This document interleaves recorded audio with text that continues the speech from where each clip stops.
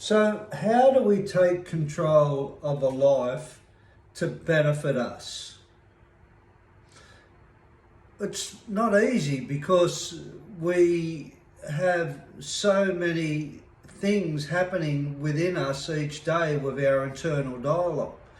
We've got all our thoughts, we've got all our feelings, we've got concerns, we've got worries at times, we've got uncertainty, we've got our past experiences, we've got past hurts, we've got bills, we've got survival.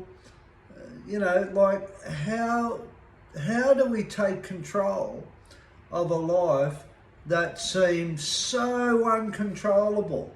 And why should we even think of attempting to take control of something that is represented to us in the way I said internally? Why take control of that?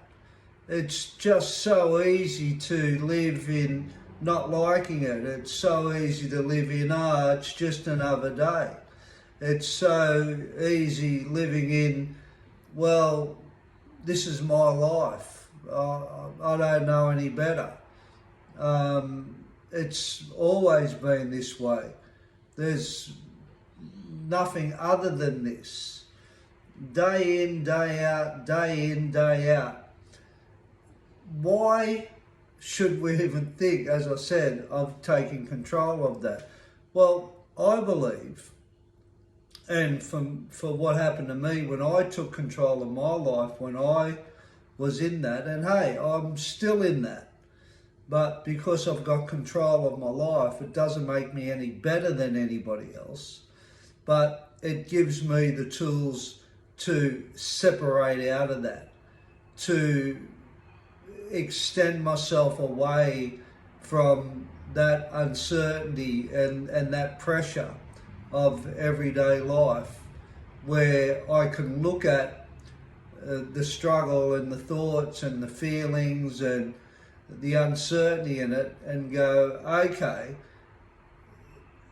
I do A, B, C, D. And what that is for me is that I do things that don't allow me to sit in those thoughts and feelings, like I go to work, or I go to the gym, or I make the effort to talk about the things that are going on within me each day, or I reach out to others to help me with what's happening internally, or I work towards goals that I've got in mind.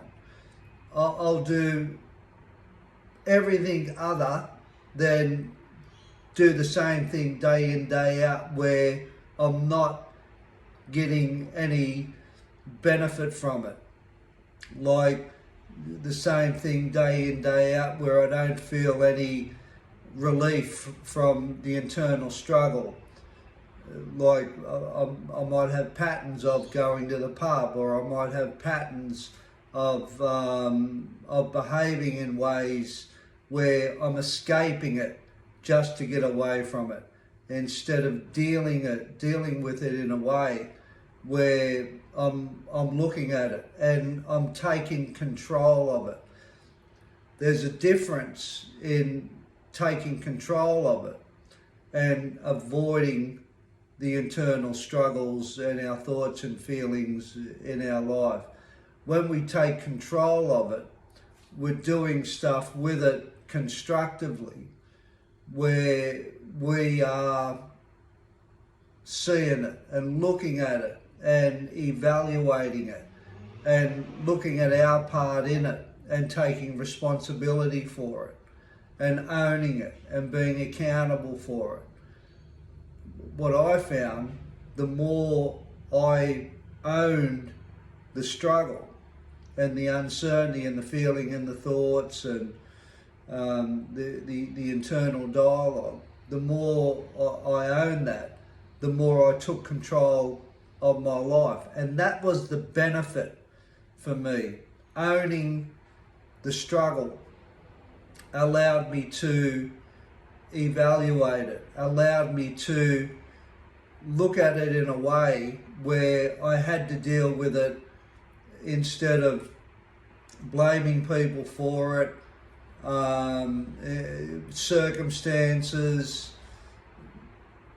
decisions that I made that I haven't taken accountability for it, like relationships or choices where those choices didn't go my way and I got affected. The more I took accountability for it and said, well, I'm responsible for it, I own it, I've got to work it out from there.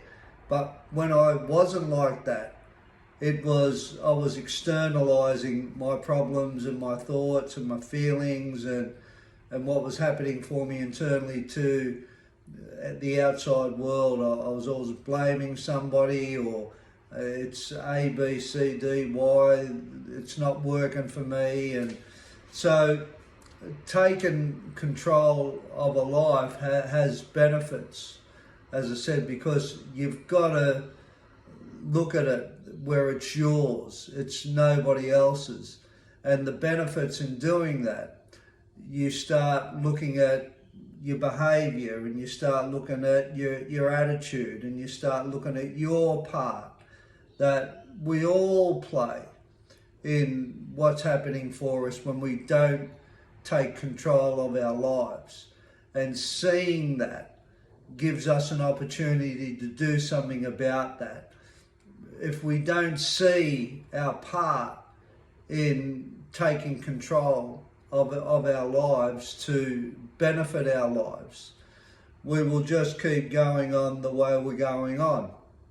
And if we're not happy with that, then life will become the same day in, day out, a struggle, unhappy, no progress, same as yesterday, monotonous, no development, no overcoming things within ourselves. And that's not a good way to live your life, because we might go through our whole life and get to the end of it and then go, well, if only I realised that I could have taken some control with this a long time ago. I could have done something about this. I could have owned this. I could have taken responsibility for my actions and my choices and my decisions in my life.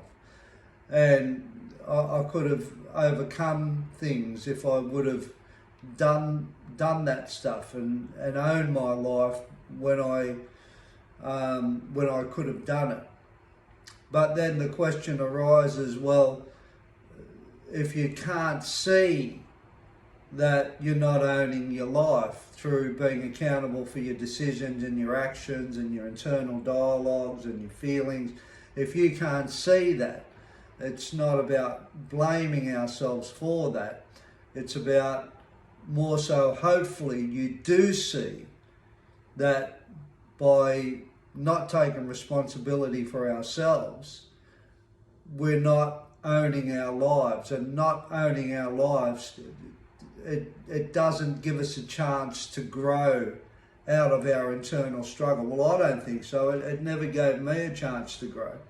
When I was a heroin addict and a full-blown bloody criminal and an absolute friggin' lunatic, I never ever looked at my thoughts or my feelings or what was happening inside as far as I was responsible for any of that. It was other people's fault why I was like that. So I never ever took stock of my life. And by not doing that, I had to wear the consequences that came with that. But when I did realise that, hey, come on, like really, Dean, you're making these choices and these choices are leading to consequences, and these actions are leading to outcomes from the decisions that you're making and the behaviour that you're displaying. And this is the reason why you're living a life you're living, because of your unresponsibility that you don't want to take for who you are internally as a person. And of course that relates to your behaviours and to your actions and to your choices that you make in your life. So taking control of your life has great benefits in seeing what we need to change. If we're not on a journey of continuously looking at what we need to change within us to overcome what we need to overcome through past actions and decisions and choices, then what's the use of a life, really? And it doesn't matter what age you're at to take control of a life. You can take control of your life at 30, 40, 50, 60, like whatever age you want to take control of your life. If you see that there is potential benefit for you, if you want to start maturing more, or if you want to start learning more about yourself, or if you want to start understanding more about who you are and why you are the way you are. If you want to discover that, then it's about that accountability for ourselves, and that's the benefit of that discovery. To discover yourself is a fantastic thing. It's so rewarding. It has so many benefits to it. It's enlightening. There's a lot of optimism in there, but there's a lot of there's a lot of pain in there too, and there's a lot of responsibility for what we've done. So there's guilt that can be associated with that, and shame can be associated with that, and those feelings, a lot of people, and anger and frustration, and why did I do this? And a lot of people don't want to go there because it's painful. But sometimes we got to experience the painful choices and decisions that we've made to start coming out of that and start emerging out of that.